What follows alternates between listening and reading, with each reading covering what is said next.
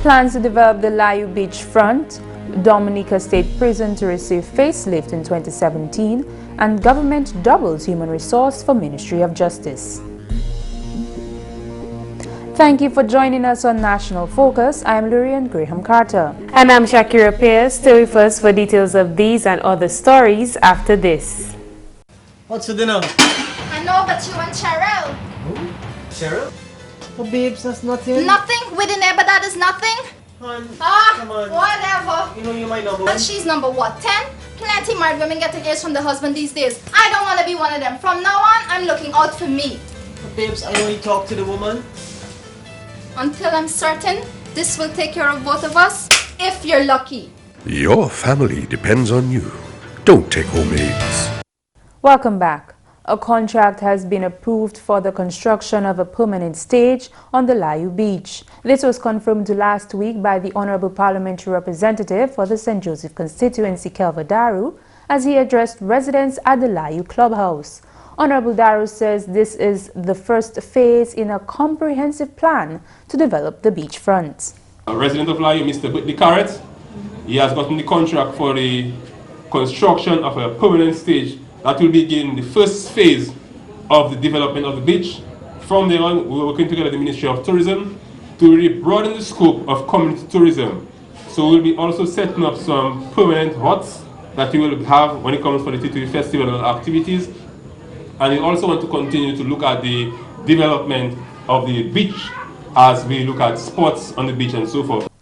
Honorable Prime Minister Dr. Roosevelt Skerrit has given his commitment to provide the necessary funding to develop the beachfront.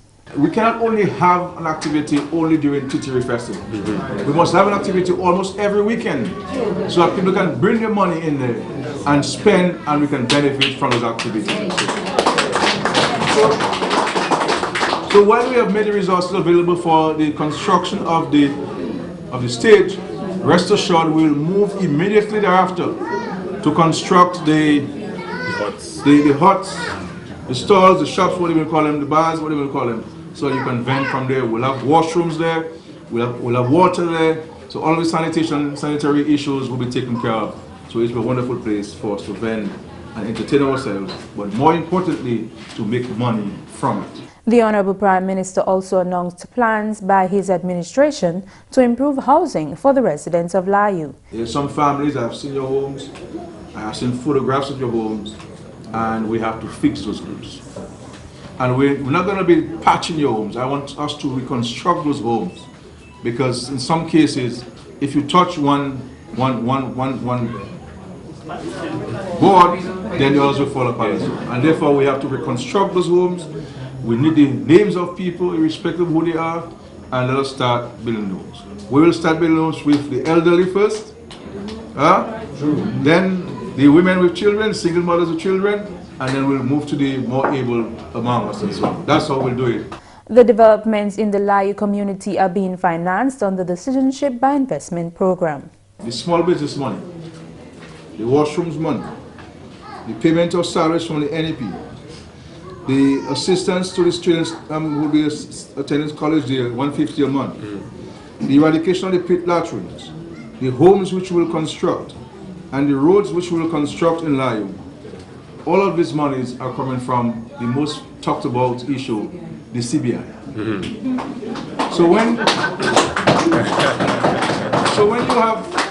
When you have people talking foolishness about it is not reaching people. Yeah.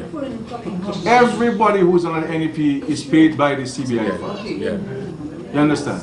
And we just approved 2 weeks ago in Cabinet close to $6 million. Yeah. For the next 6 months. For the next 6 months, January to June. $6 million. The Dominica State Prison will receive a facelift in 2017. This was revealed by the Honorable Prime Minister Dr. Roosevelt Skerrit at a press briefing last Friday. The physical state of the state prison is something that we will give some attention this year. The fact that notwithstanding these people have committed crimes and they have to pay for the crimes as mandated by our laws and also our biblical laws, but they're human beings nonetheless, and we have to ensure that they are provided with not 5-star, 3-star accommodation, but certainly accommodation that is at the level which humans should be part of. The Dominica State Prison has a population of 208, 205 males and 3 females. And in other news, the Honorable Minister for Justice, Immigration and National Security, Reuben Blackmore, says the government continues to invest heavily in human resource for the Ministry of Justice. The Honorable Minister was speaking at a press briefing last Friday at the Ministry of Finance conference room. He spoke of the additional staff which has been added to the Magistrates Court. The appointment of 2 additional magistrates, the filling of 2 existing magistrate positions, the appointment of a court administrator, along with 2 clerks of works, and the introduction of late afternoon court sessions were strong manifestations of a commitment of this government to a more speedy, efficient, and effective dispensation of justice.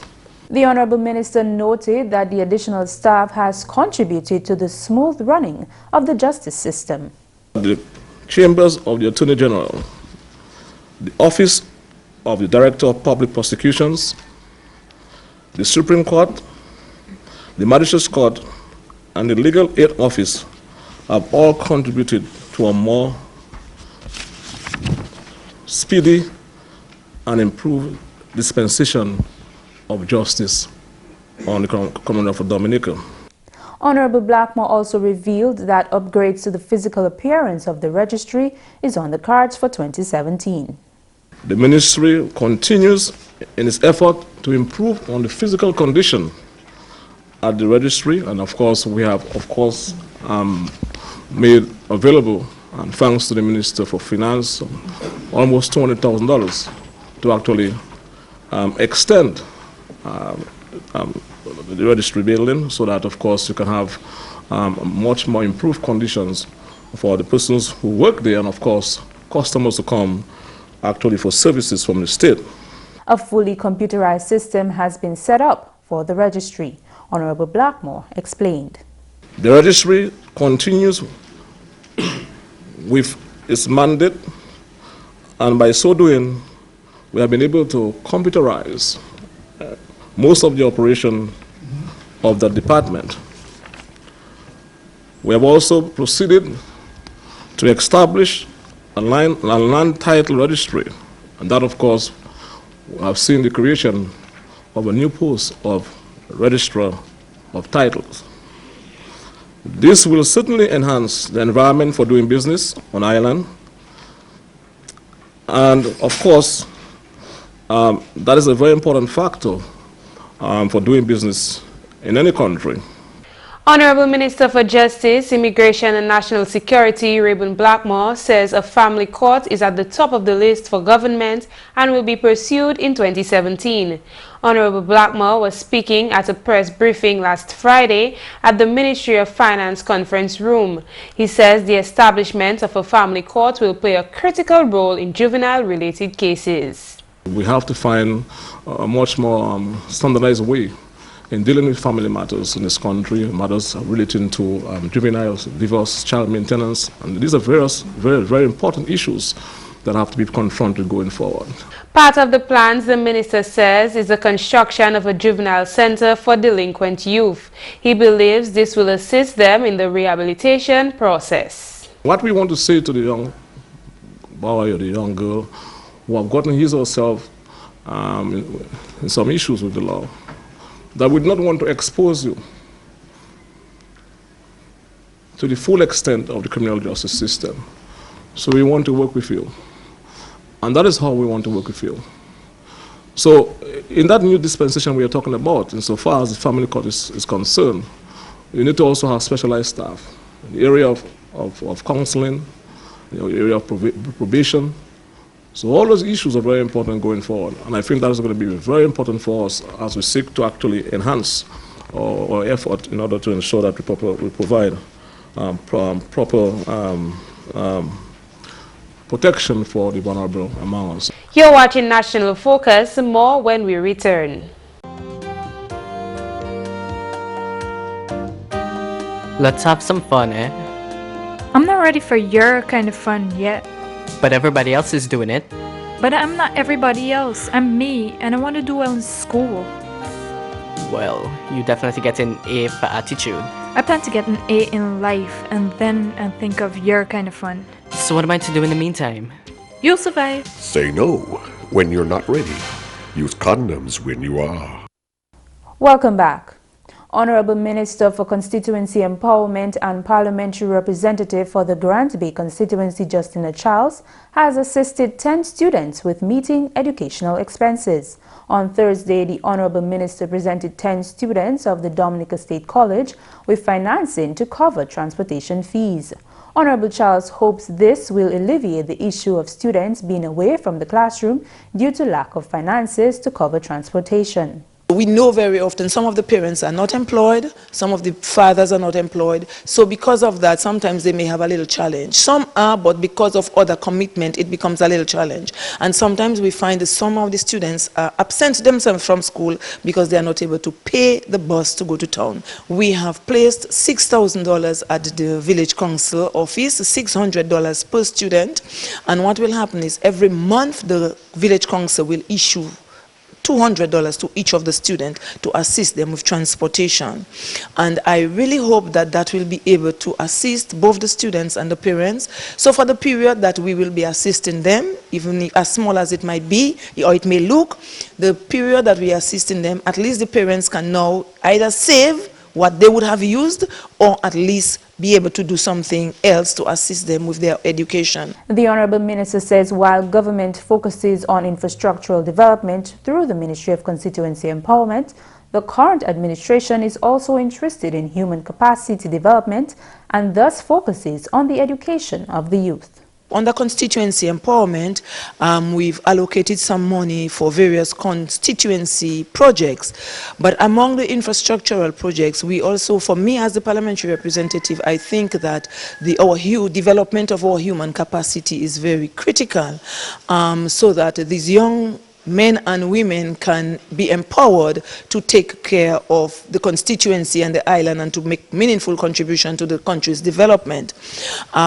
We know very often that our students, sometimes when they prepare to go to college, they are usually challenged financially, and government think that that is one of the best ways in which we can empower our young people is to tool them with education. And so we think education is one of our areas of priority in relation to our youth development. The Grand Bay MP assured the students that government remains committed to empowering them and encourage the students to make the most of the opportunities afforded to them. The money that you will receive will assist you with transportation. As government, we remain committed to assisting you as much as humanly and financially possible to ensure that you can continue your state college education. I just want to exhort you to take it seriously, because that is what is going to empower you. That is what is going to make you the woman and the man that you want to become, so that you can take care of yourself, you can take care of your family, your immediate family and your extended family. So really, that is how, as a government, that is one of the best ways a government can empower its young people, by providing you with an opportunity for education. One of the recipients, Anisha Burton, had this to say. On behalf of my fellow colleagues and I would like to extend my deepest gratitude towards the government and our parliamentary representative for this aid in bus fees. I honestly assure you that these funds will go towards great use, and that we will not only make ourselves proud, but our family, community and country. Also this news time, the Honorable Minister for Science, Telecommunications and Technology, Kelva Daru, has announced that the next step for the Center of Excellence is to offer pre-qualification classes to individuals who have no information and communication technology (ICT) training. Honorable Daru addressed the media and trainees of the Center of Excellence after escorting the new Indian High Commissioner on a tour of the Center of Excellence last Thursday. He revealed that plans were finalized after discussions with the Indian associates. Young people who may not have completed high school, or who may have completed high school but not reached the college level, they will be able to do some pre-qualification classes, and once they've been successful at that, they'll move on to the advanced stage. Because we really want to cater to all Dominicans. And I believe moving forward as well, the center has to be open. We cannot say that we are going to leave out students because of such and such. We have to ensure that we meet everybody. So we're going to introduce in the new semester a pre-qualification session where students who may have been lagging behind or who may not qualify for the advanced courses, they will be able to do this program and then move on to the more advanced ones. Honorable Daru explained that students who are currently acquiring certification at the center have a background in ICT. This is government's way of ensuring that they attain international certification.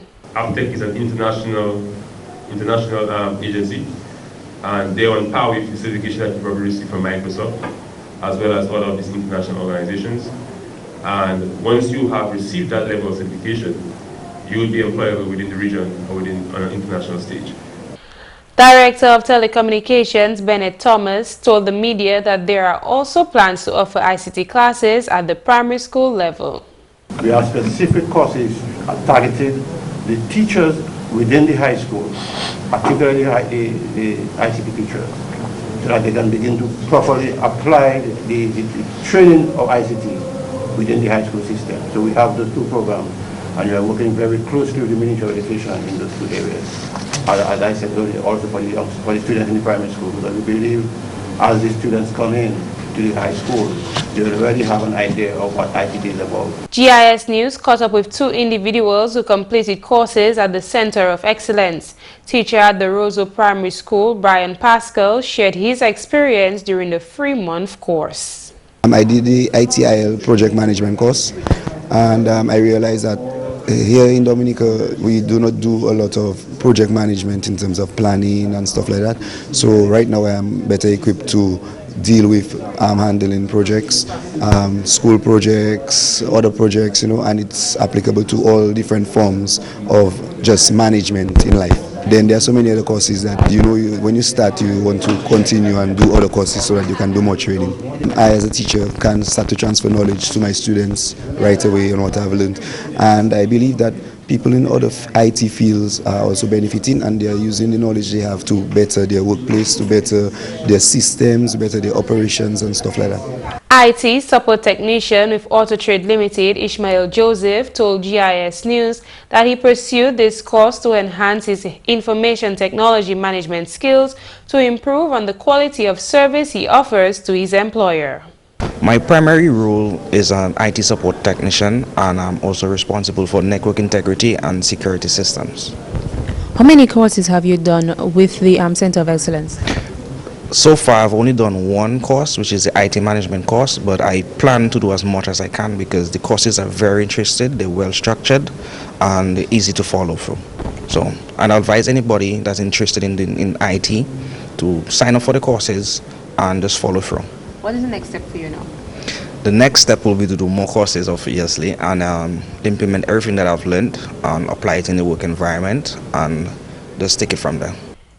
Pre-qualification classes will soon begin at the Center of Excellence at the Dominica State College. For more information or to register for classes, call 767-448-8973 and email ceit@dominica.gov.dm or visit the website at www.ceit.dm. It is my distinct pleasure to welcome the new students to Ross University. So again, I say to you, welcome to Ross University and the Commonwealth of Dominica. Honorable Member of Parliament for the Portsmouth constituency Ian Douglas officially welcoming the new students of the Ross University School of Medicine at last Friday's White Coat ceremony. The ceremony marked the formal transition from classroom education to full-time clinical training and symbolizes the professional responsibilities that students will assume throughout their clinical life. His Excellency, the President of Dominica, Charles Savre, and Mrs. Savre, the Honorable Prime Minister Dr. Roosevelt Skerritt, and members of Cabinet were among the many guests at Friday's ceremony. U.S. Ambassador to Barbados and the Eastern Caribbean, Linda Tagliatella, took the opportunity to encourage students to broaden their interest as they pursue their career in the medical field. As you know, doctors work in hospitals, clinics, NGOs, and other organizations all over the world where they selflessly provide care in the face of disease, danger, and death.